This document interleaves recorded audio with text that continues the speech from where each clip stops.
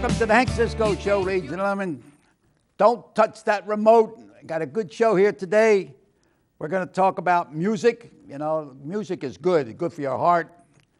And we're going to talk about a little bit about football. And I got my guest here today.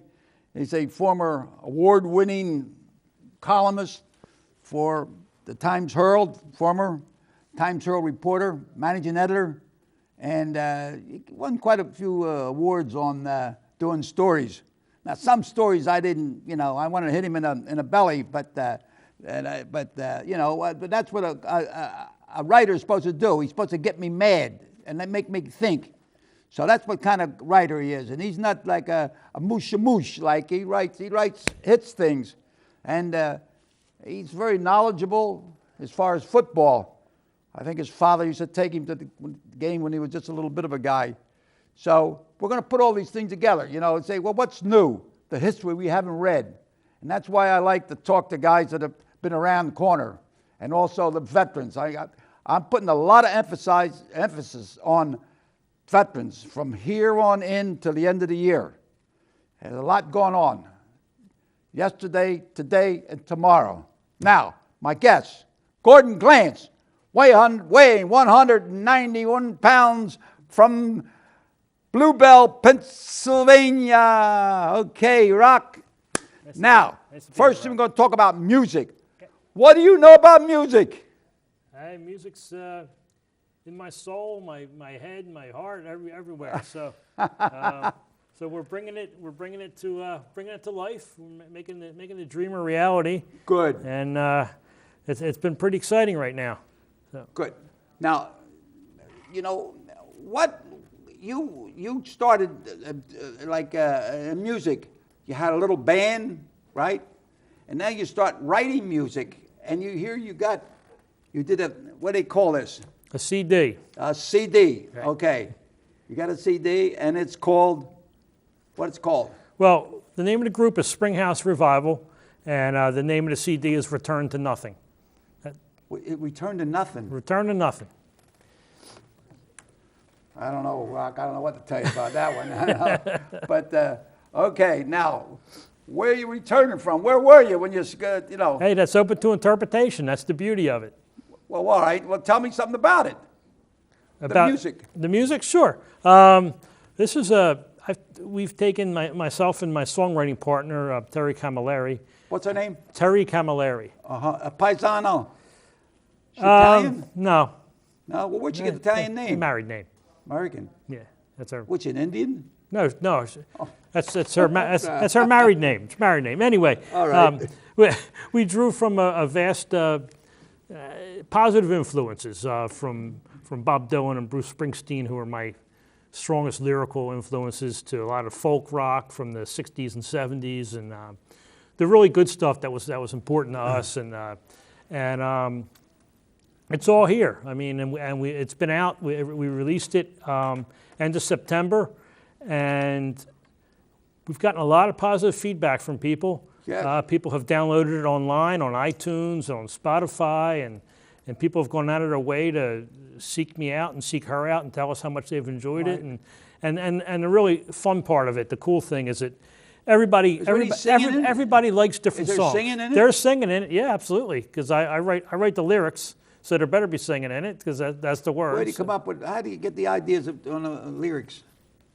I've been writing lyrics since 1981, 82, keeping notebooks ever since I was in high school of song lyrics. So, this is kind of like the best lyrics I've been writing since. You ever play any instruments? What instruments did you play? I played a little guitar. Well, why didn't you bring it? Because I'm not very good anymore. Yeah, Terry plays guitar also, and she sings on here, but we used a lot of studio musicians, some of the best studio musicians around in the Philadelphia area to play on this. So and we recorded it right around the corner on East Norton at Morningstar Studios. So it's the production quality on this is excellent. It sounds very professional. Well, I know the Greco-Roman restaurant up in Jeffersonville has them on sale. Right. And Sinorama at Norristown there at at the corner of Johnson Highway And Cole's Market Street. Custom Framing in Conshohocken as well. Oh yeah. On Fayette That's Street. where he writes books about the Northtown, Bridgeport, Conshohocken, Finksville.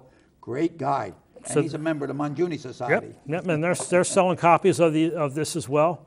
It's $10. You can also get them online if you want to just download it right into your iTunes player. And I would say, everybody who's heard it likes it. So Well, that's all that counts. and the cool I thing, was the second guy to buy one. you were Right. You were, and the cool thing, Rock, is that everybody I What? talk to likes I likes don't a know. different song, How about so- singing, "Oh, Sole Mio"? How about, you got one like that? No? No. Okay. You got something to look forward to. Okay, now we go from music to football. Now, Philadelphia Eagles. What do you think?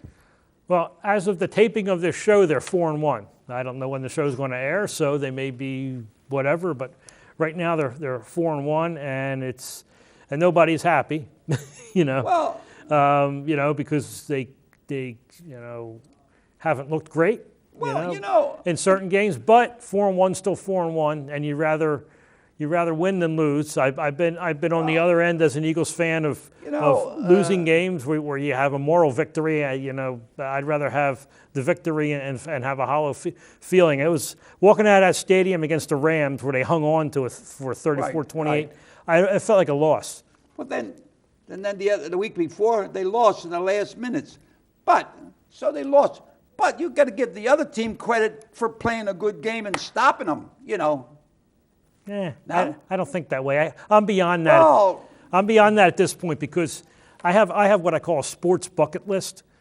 These are things I need to see before I can't see them anymore. Number one, probably one, 2, 3, and 4 before I even get to number 5 is the Eagles winning a Super Bowl.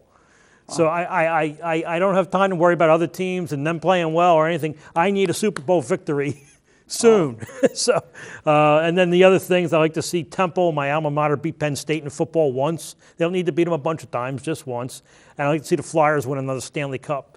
Now, those are my top 3. But far and away, the Eagles are the only Philadelphia team that hasn't won a championship in my lifetime. So that's what I got. Super Bowl? They've been there twice, but they lost. And they won a championship in 1960, but I wasn't born yet. yet. They played in New Orleans, and my friend John Fitch was a bodyguard and right-hand man, former Philadelphia policeman. He was with Leonard Toews. Right. And he has a Super Bowl ring when they played down there. They lost, but he got a ring. They lost. And he didn't tackle anybody. He didn't catch any passes. Maybe he should have. They could have All used right, him. let me tell you about this quarterback we got. Right. What's the problem? Well, Today they said he's still a kid. he is still a kid. But what's the difference? When I was in New York and I had the top manager and top trainer, Rocky Marciano, trainer, and I'm fighting this guy and I'm hitting him, boom, with uppercuts. I'm catching him uppercuts. And I come back to the corner and I says, you think I ought to start throwing the left hook? He says, as long as you keep hitting that punch, keep it up until he wises up, okay? So this guy's winning. What's the difference how you win as long as you win? Well, he could play a little better, but he's in a tough spot because last year he was almost perfect. Yeah. I mean, he would have games where he would throw maybe 7 incomplete passes the whole game, and maybe 2 or 3 were dropped, and the other 2 or 3 he purposely threw away to get away from the rush. Yeah. And that would be it. Every other pass was perfect. And that's almost impossible to keep doing. So now, say he throws 10 incompletions, a couple are dropped, and a couple he purposely threw away, and you still have 5 or 6 others to account for. He's got to account for all of, that's almost impossible for any quarterback to account for the 5 or 6 that got away, but he's just in that spot because everybody expects perfection from him this year. He could get better. He's missed some throws. I think he'll keep working at it. He might be pressing a little too hard. But here's what I think it is. The Eagles' offense last year was like a well-oiled machine, and he knew how to operate that well-oiled machine. Yeah. Now it's not a well-oiled machine, and he's not able to operate it himself. He needs, so that's kind of what. He's had some injuries. I mean, that whole line was hurt. He's had a banged up It's like line. you giddy up, whoa, come back. Giddy up, whoa, come back. This guy gets hurt. You put another guy in there, and It isn't like boxing. You do everything yourself. Right. But here, you go in there, this guy over, he got to do this. The other guy he got 11 guys on the team? Football's the ultimate team game. I mean, if there's one weak spot, the other team will hit it. And you have a couple weak spots. Let me tell you, I think he did better than Vic with all, right? He runs this offense better than Vic did. Right. He didn't come in with no fanfare. Right. So he's learning, okay? So he's learning on the job, and he's doing a pretty good job. He's winning. And he is winning. The Eagles have, as of the taping of this show, I believe they've won 10 of their last 12 regular season games, or 11 of their last 13 or 14 regular season games. So, not counting the playoff game. And I think they've won a lot of their last home games, not counting the playoff games. So, We know any sport that you're in, I don't care if it's baseball, football, boxing, tennis, or anything. Newt Rockne had the Irish from Notre Dame. They asked him one day, what do you look for for a player? Do you look for a guy that's smart, quarterback that can do it? Are you looking for a guy that can hit that line? Are you looking for a guy that can catch? He says, I'm looking for a guy that has the desire to play. If you don't have the desire to play, you're not going to win. So this kid has a desire, although, he's still a young guy, a little on the frail side. Same thing with me. When I was boxing, I wasn't muscular. And when we go to weigh in New York, the guy would look at me, I'm a little guy. But he found out later that the right hand hit him. You know what I mean? So appearance is not really everything. Ted Williams, they called him a broomstick or something, right? Right. No power. But he got the home runs. So I think this kid will develop or put some more weight on. He's got the height, which Vic didn't have, right? Right. No, Vic used to have a lot of passes batted down. I have nothing against Michael Vick, but it was time to move on to the next quarterback, and I think he'll be fine. I think he'll keep working at it, and they have other concerns because they can fix their offensive problems. Their concerns on defense they're not going to fix until they get new people in, which wouldn't be till next year. So. Well, don't forget about next year. You got to worry about this year. Right. Now, all right, I'm not an expert on football, but I can't understand this holding. A guy grabs a guy by the shirt, and he's holding, and yet when the guy's running with the ball and they get him by the shirt and bring him down, it's not a violation. This is football. I think it was Tommy Harmon played for Michigan, and he had a shirt, but it was made of material that you would grab it and it would rip, and you'd have the shirt in your hand, and he'd be running. Yeah. So maybe that's what they should do, but I don't think that should be a violation. I think when a guy's running, he wants to hold him, wants to clip him, wants to do that, shouldn't be a violation. It's football. But yet, it's not a violation if the guy's running with the ball. You can get him by other than you don't get the horse collar. Well, if you have the ball in your possession, they can do anything they want to tackle you. But if you don't have, there's certain rules for blocking and things like that. It's just like in boxing. You get a bad referee. The guys get inside, and he'll break you. Get in there and break him. He's interfering with the fight. And all of a sudden, flag. Guy grabbed him by the shirt, pulled him. Flag, get out of here. And there's guys who over-officiate. The Eagles game in San Francisco, there was 1 million penalties, and every time you see that crew, this guy Ed Hockley, who's real muscular, like a boxer, I think he thinks people watching at home like to see his muscles so he can, when he calls the penalties. Because every time his crew works a game, there's going to be ticky-tack penalties the whole game. But, so I see him and I shudder. Either way, whether the calls go against the Eagles or for the Eagles. So. Now, there should be some changes. If you were commissioner, what would you change for the benefit of the game? Oh, for the benefit of the game, well, there's a lot of talk about safety with head injuries and players. And all right, what about head injuries? Well, the head injuries, look, they used to play football with no helmets. Then they played with leather helmets. Then they played with helmets with no face guard. Then they played with helmets with just a little face guard. And then they, so it's evolved. But the player, don't you think that would break a neck? Guys hitting. Well, the thing is, the way people tackle now, it isn't really, they lead head first. And turf, you can run faster on turf. So the guy's going 60 miles an hour. The players are so much bigger and stronger and faster now. It's like being hit by a car sometimes. Yeah. I mean, when you're getting hit, I mean, these guys are just. They run the 40 in 4.3 seconds, and they're over 200 pounds, and they're you just see they're out of their jerseys, their muscles are out like this, and they come running into you. I mean, Yeah. it's a jolt. So I don't know how you legislate that, but one thing the league could do, and a football player, Arian Foster for the Houston Texans, just came out with this, which I've been saying for a long time, but he has more of a voice than I do. The NFL plays these Thursday night games. They're absolute abomination to play football on Thursday night when a team just played on Sunday night. 3 days isn't enough time for a body to recover from a football game. Yeah. Just what I just talked about with guys being that big and strong and physical. 3 days later, you expect them to play again on a Thursday night. The Thursday night games aren't very well played. More guys get hurt on Thursday night. The players don't want it. The fans don't want to see it. The only people who want to see it is the NFL because they make more money out of it, whether it's another big TV night. Yeah. So, that's one thing. There shouldn't be a Thursday night game unless that team has a bye week, because there are bye weeks. Like Eagles have a little rest period. Right. So if the team had a bye week and then it can come back around, miss that Sunday with the bye week and play on Thursday, that's fine. If not, you should never have to play a game on 3 days rest, period. So that's one thing I like to see the league change immediately. If they're serious about player safety and not just lip service, don't make teams play on Thursday night on 3 days rest. I saw a couple weeks ago, Notre Dame was playing, and this guy ran into him with his head, hit him right here, hit it with his head, and he was thrown out of the game. Out.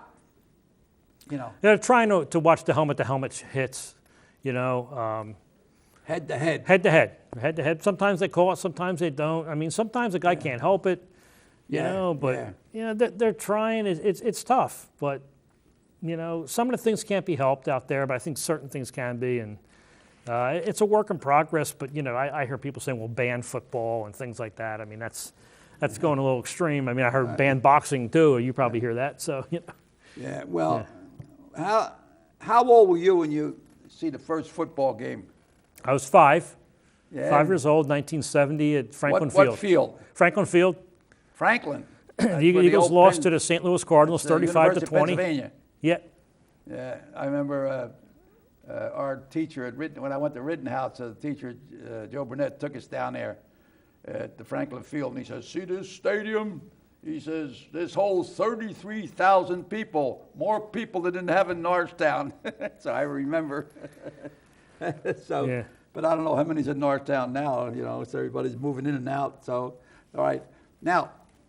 Music, this is your baby now, right? Yep. You're really going into it. What do you got in the front burner? What's the scoop? Well, we want to push this out as much as we can, get it in people's hands, get them listening to it. We feel confident in the product. Everybody who hears it says you should feel proud of this product, and trying to get it on some radio airplay. We've gotten some radio airplay already. Oh yeah. Yeah, a station in Cape May played us. We were the featured artist of the week on there. And that's before it even came out. They had like an advanced copy of it, and she's going to play us some more down there. And we're trying to get on WXPN, which is the University of Pennsylvania station, which plays more independent artists. And we have some other tricks up our sleeve. Maybe we can get into a movie or a TV show. Put the radio and go around and have it playing the music around town. Then we would annoy people. I don't know if you want to annoy people. I don't know. Don't they let you do that? And we're also doing some launch parties, launch events. They call them. We're having one at Coffee Talk on West Marshall Street on October 25th. That's a Saturday afternoon at 3 o'clock. Where? Coffee Talk. Where? Oh, yeah, on Marshall Street. On Marshall Street, yeah, yep. Right. 3 o'clock, $10 cover charge.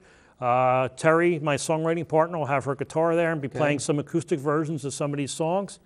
And then we'll have another one at Greco-Roman. That's on November the 9th. Now, November the 9th. Now, be careful now. That's my birthday. When November the 9th, I'll be 91 years old, baby. Right. So it's a double reason. I'm ready to roll. It's more of a reason to celebrate. I'm going to go back in the ring. If I can find somebody that's 91 years old, 187 pounds, I'll take him on. And the money will go to Associated Charities for his funeral. Okay.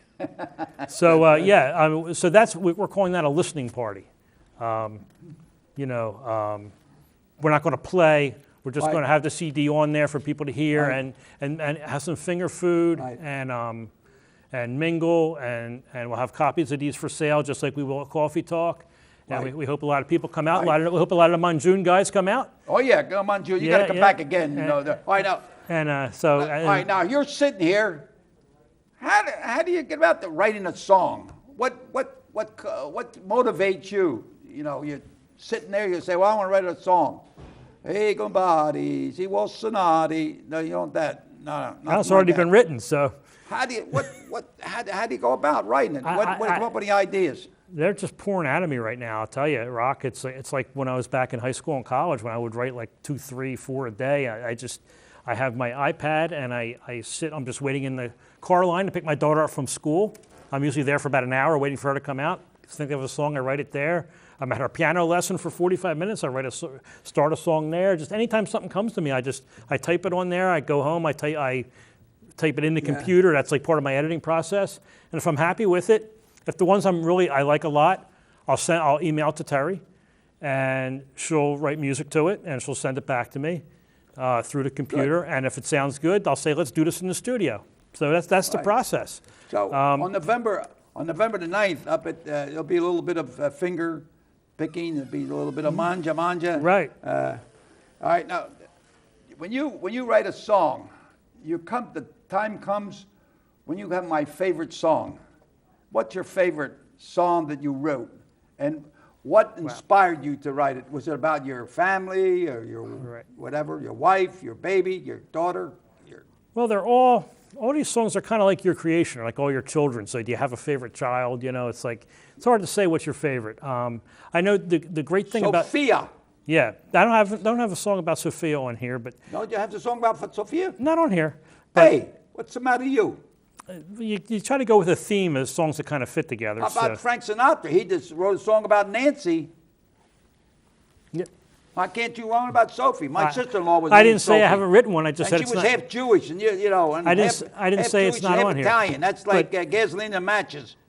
The thing I want to mention, a couple of these songs, everybody who's heard this has really liked it, but people have, what's been cool is everybody's liked different songs. What's your favorite? So, but one song everybody seems to like is the first song, which is called You Won Me at Hello, Bye Goodbye. It's the first is it? song. Yeah. So, my glasses so on. I'm obviously very proud of that. We worked very hard on it. It was even though it's first, it was the last song we recorded. You won me at hello.